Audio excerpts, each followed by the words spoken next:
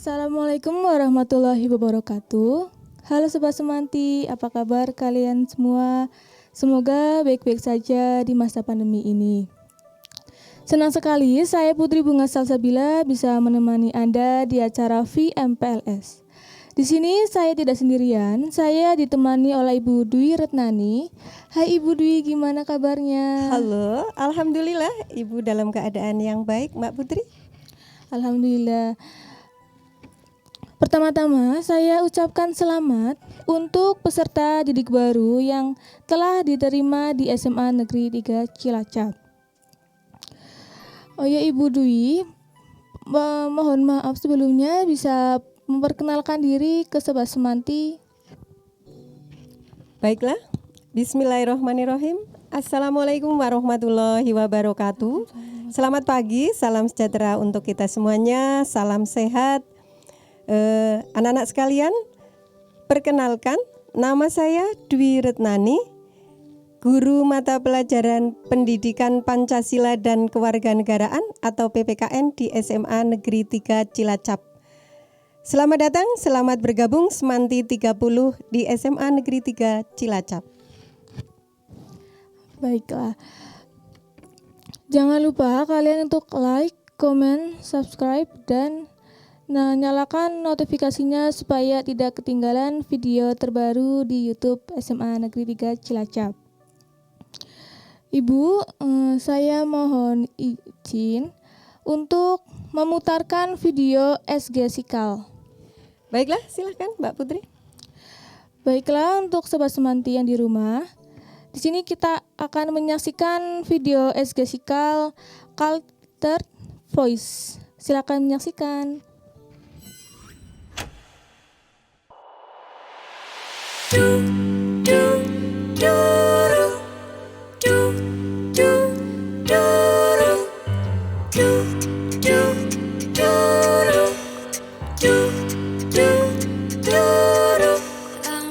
Lampar pisangku belum masak sabiki diurung bari-bari. Manggalepok patah kayu bengkok dimakan apinya janju lupa.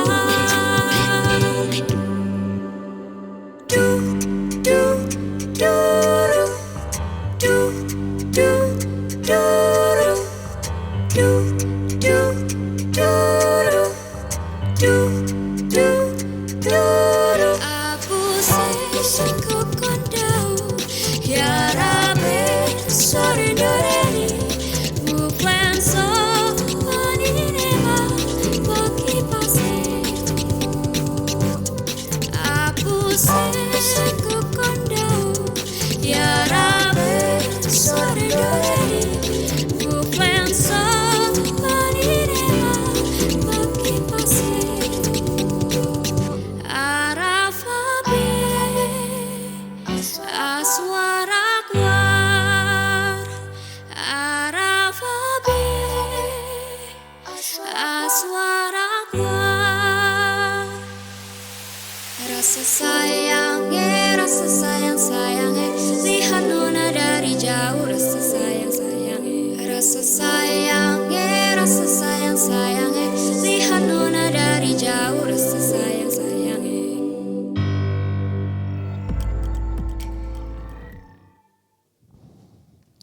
Baiklah, di sini kita kembali lagi. Dan saya ingatkan bahwa di akhir video akan ada kuis dengan token NKRI harga mati. Hurufnya kapital semua tanpa spasi. Baiklah Ibu, di sini kita akan memberikan informasi materi tentang wawasan kebangsaan. Baik.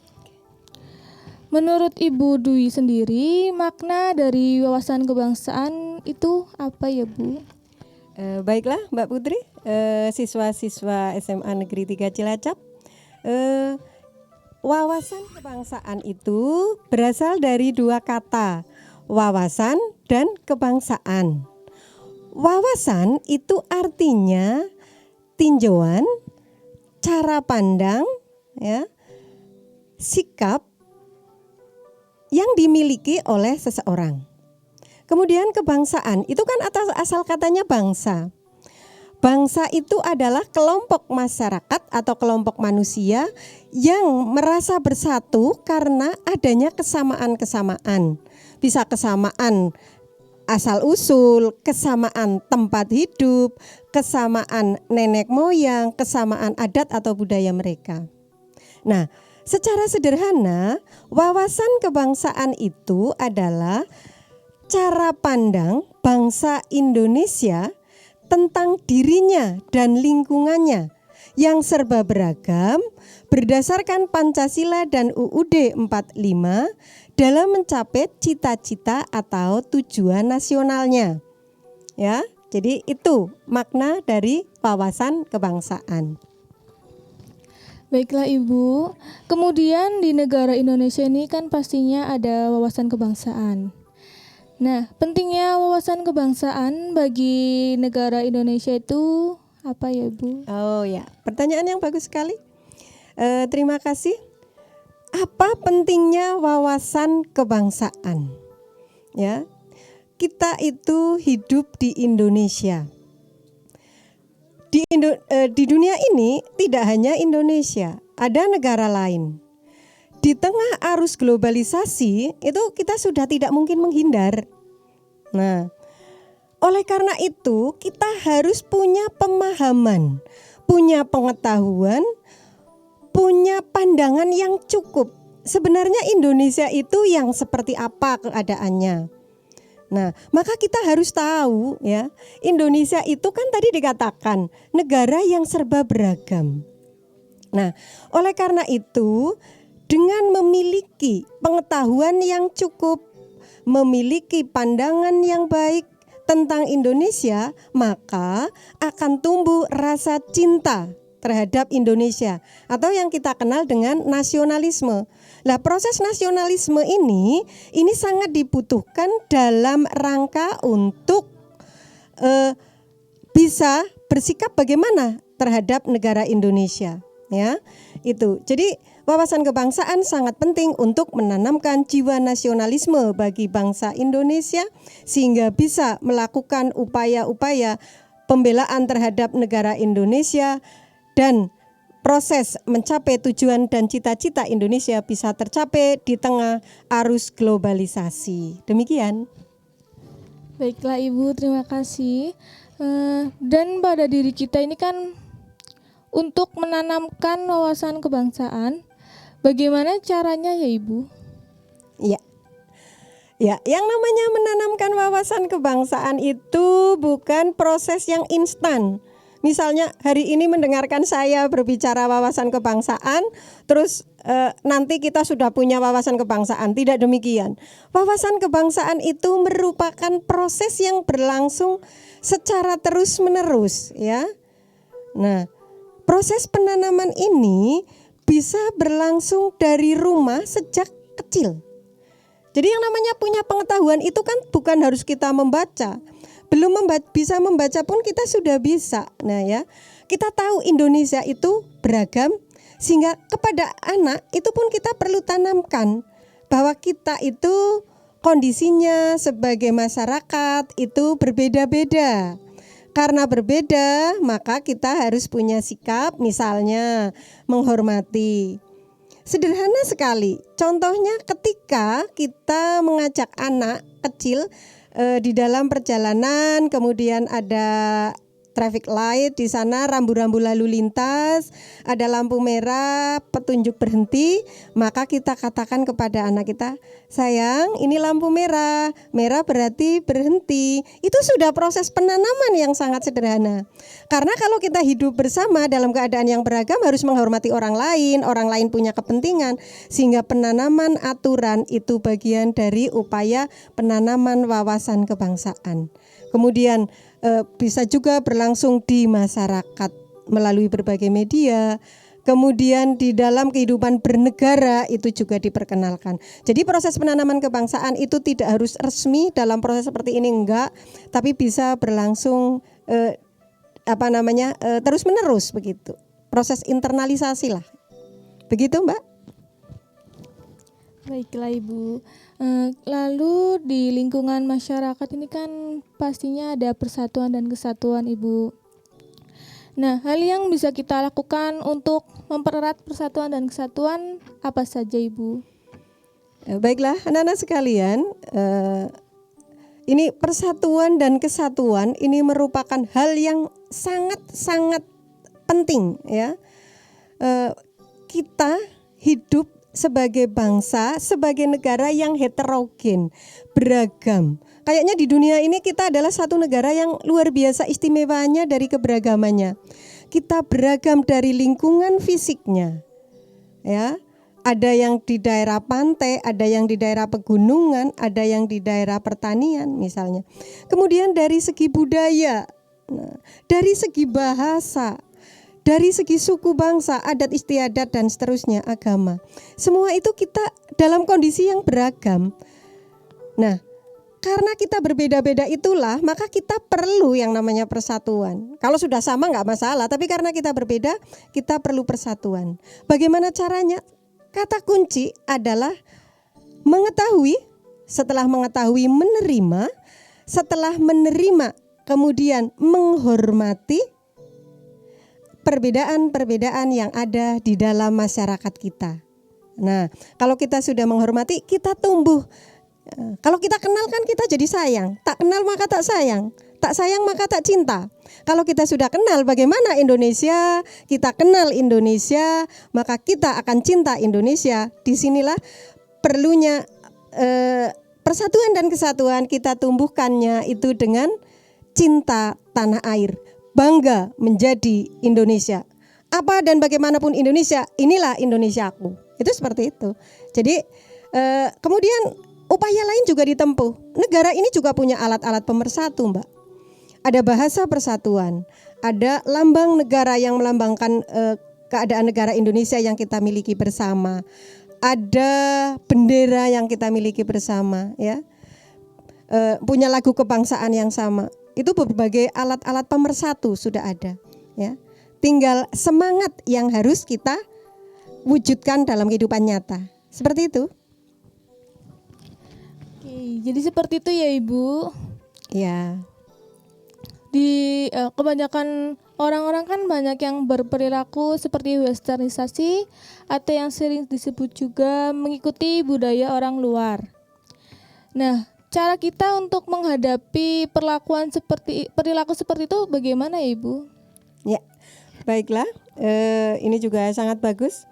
Di era globalisasi ini, yang namanya manusia hidup di dunia itu tidak mungkin kita itu tidak terkena dari dampak globalisasi. Walaupun itu sederhana. Ya. Nah, salah satu dampak yang negatif dari bergulirnya globalisasi mungkin pada masyarakat kita terjadi yang namanya westernisasi. Atau bahasa kita ya proses pembaratan ya, kita menjadi bergaya hidup ke barat-baratan. Sebenarnya tidak semua nilai barat itu negatif ya. Cuma kalau kita mengambilnya tanpa filter, tanpa menyesuaikan dengan kepribadian bangsa Indonesia, itu yang nanti menjadi salah arah. Ya, sehingga bagaimana ketika menghadapi westernisasi ini, maka pegangan kita yang pertama adalah berpegang pada kepribadian bangsa Indonesia. Apa kepribadian bangsa Indonesia? Pancasila. Di dalam Pancasila sudah jelas tuntunannya di sana. Kita menjadi makhluk yang religius dalam sila ketuhanan yang Maha Esa. Menjadi manusia yang mencintai sesama dalam kemanusiaan yang adil dan beradab. Kemudian kita punya semangat bersatu sebagai bangsa yang beraneka ragam. Dalam persatuan itu kita juga mau berdemokrasi sehingga nanti kita bersama-sama bisa mewujudkan keadilan sosial bagi seluruh rakyat Indonesia. Asal kita berpegang kepada kepribadian kita sebagai bangsa Indonesia dengan nilai Pancasila, saya percayalah orang merasa tidak perlu ragu, tidak perlu bimbang ketika kita menjadi Indonesia. Seperti itu. Baiklah Ibu. Di sini saya ingatkan kembali untuk peserta didik baru, di akhir video akan ada kuis dengan token NKRI harga mati, hurufnya kapital semua tanpa spasi. Baik Ibu, kita lanjutkan kembali. Ya, baik. Di masyarakat ini pastinya di masyarakat apakah wawasan kebangsaan sangat penting disosialisasikan Ibu? Ya, baik. Wawasan kebangsaan tadi sudah saya katakan merupakan hal yang sangat penting. Bahkan kalau misalnya sampai hari ini kita masih tidak memiliki pengetahuan, tidak memiliki wawasan Indonesia itu sebenarnya bagaimana, ya kalau kita katakan sebenarnya hal yang terlambat. Tapi kan lebih baik terlambat ya daripada tidak tahu sampai mungkin ajal kita menjemput tanpa pernah tahu bagaimana Indonesia ini dan kita harus bagaimana berbuat untuk Indonesia, ya. Jadi wawasan kebangsaan merupakan hal yang sangat penting bagi setiap warga negara Indonesia agar dia dapat bersikap di tengah-tengah bangsa-bangsa di dunia dengan menyadari bahwa kita itu adalah sebuah bangsa yang besar, sebuah bangsa yang bisa berdiri tegak di hadapan negara-negara yang lain. Kalau semua komponen bangsa memiliki daya dukung yang cukup dengan jiwa nasionalisme dan semangat patriotisme. Jadi jelas sangat penting.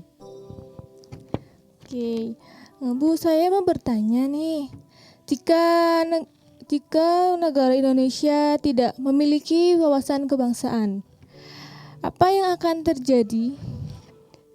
Oke, suatu negara tidak memiliki wawasan kebangsaan, sebenarnya mungkin konsepnya bukan tidak memiliki ya. Kalau yang di sini mungkin lebih tepat tidak mengetahui, tidak punya pemahaman, tidak punya pengetahuan yang cukup sehingga cara pandangnya melihat Indonesia ini menjadi tidak tepat gitu loh. Kalau kita itu pengetahuannya salah atau pengetahuannya tidak tepat sesuai dengan objek yang kita lihat, itu kan kita punya sikap jadi keliru gitu loh. Sehingga kalau ada warga negara memiliki pengetahuan atau wawasan yang keliru dari Indonesia, misalnya tidak mendasarkan Pancasila dan UUD 45, itu sangat-sangat berbahaya sekali. Apa yang terjadi? Jelas bisa terjadi yang namanya konflik, ya. Bisa terjadi konflik agama. Kenapa konflik? Karena tidak menyadari bahwa kita dalam hidup itu memiliki agama yang beragam. Karena tidak menyadari, maka tidak menghormati, tidak menerima konflik. Tidak menyadari juga suku bangsanya beraneka ragam. Sehingga juga mungkin orang-orang kenapa konflik antar suku? Karena merasa tidak satu. Tapi kalau kita punya pengetahuan yang cukup, kita berbeda suku tapi kita satu Indonesia, maka warga negara akan tetap merasa satu, ini Indonesia. Perbedaan itu adalah sebuah keniscayaan sehingga nggak perlu ada pembahasan tentang yang beda-beda. Pentingnya tidak usah lihat bedanya, lihat samanya dan bersatu. Seperti itu. Oke. Lalu Bu, dalam diri kita untuk menanamkan wawasan kebangsaan, apakah sangat diperlukan dukungan orang lain kah atau hanya diri sendiri? Iya, baik. Anak-anak sekalian, yang namanya manusia itu kan makhluk sosial ya. Manusia makhluk sosial, tidak mungkin kita hidup tanpa bergaul atau tanpa pengaruh dari orang lain. Sehingga dalam proses penanaman wawasan kebangsaan ini pun perlu kerjasama, perlu hubungan dengan orang lain. Tadi saya katakan ketika kita anak-anak, mungkin kita penanamannya dilakukan oleh orang-orang terdekat di dalam keluarga. Kemudian ketika kita sudah mengenal masyarakat kita yang lebih luas, maka kita proses wawasan kebangsaan juga ditanamkan di sana. Dengan teman, apalagi sekarang ya, yang namanya peran masyarakat luar biasa di media-media sosial, itu kita bisa terpengaruh yang luar biasa. Sehingga apabila kita salah dalam mengakses media-media sosial tentang Indonesia, kita bisa memiliki pandangan yang sangat keliru gitu loh. Sehingga berita-berita bohong atau hoaks itu sangat berbahaya untuk persatuan dan kesatuan, untuk menumbuhkan wawasan kebangsaan Indonesia. Ya, jadi peran orang lain sangat penting dalam penanaman wawasan kebangsaan. Juga diri sendiri. Orang lain sudah menanamkan, kalau kita sendiri itu tidak berbuat apa-apa juga percuma gitu ya. Sehingga saya katakan, tekankan sekali lagi, pribadi penting, masyarakat penting. Sama-sama penting dalam mewujudkan wawasan kebangsaan. Oke, Bu, saya mau bertanya lagi. Apakah dalam penerapan wawasan kebangsaan pernah terjadi penyimpangan? Ya, tadi saya di depan sudah menyampaikan anak-anak sekalian, mungkin sebenarnya bukan penyimpangan, tetapi pemahaman yang tidak optimal. Artinya dalam memahami Indonesia itu tidak maksimal. Pengetahuannya mungkin kurang, atau pengetahuannya cukup tetapi aplikasinya kurang, ya. Sehingga dengan demikian wujud dari wawasan kebangsaan yang diwujudkan pun menjadi tidak sesuai dengan yang diharapkan, atau bahasa kita mungkin menyimpang begitu ya. Kita bisa melihat adanya berbagai konflik yang terjadi dalam masyarakat, itu kan terjadinya karena pemahaman yang tidak maksimal tentang kepribadian kita sebagai bangsa. Kita tahu kita heterogen, ya, kepentingannya banyak. Kadang-kadang berbeda pendapat saja kemudian melakukan demo dengan cara-cara yang anarkis. Seperti kita lihat di tengah-tengah situasi pandemi yang seperti ini, kadang orang masih menyebarkan berita-berita yang tidak benar tentang COVID-19, menyudutkan pihak-pihak tertentu, sehingga ini menjadi hal-hal yang secara sosial menjadi rawan seperti itu. Ya, sehingga kita makanya milikilah wawasan kebangsaan. Baik Sobat Semanti, di sini kita bisa menyimpulkan bahwa wawasan kebangsaan sebagai suatu cara pandang bangsa Indonesia tentang diri kita dan lingkungan merupakan hal yang sangat penting untuk dipahami seluruh komponen bangsa Indonesia. Oleh karena itu, terutama generasi muda sudah semestinya kita memiliki wawasan kebangsaan. Oke Ibu, terima kasih banyak untuk sama-sama. waktunya telah menemani saya di acara VMPLS. Ya. Dan untuk Sobat Semanti, terima kasih banyak telah menonton live streaming ini. Semoga informasi ini sangat dapat bermanfaat untuk kalian dan bisa menanamkan pada diri kalian. Oke, jangan lupa kalian untuk like, komen, share, subscribe, dan nyalakan notifikasinya supaya tidak ketinggalan video terbaru.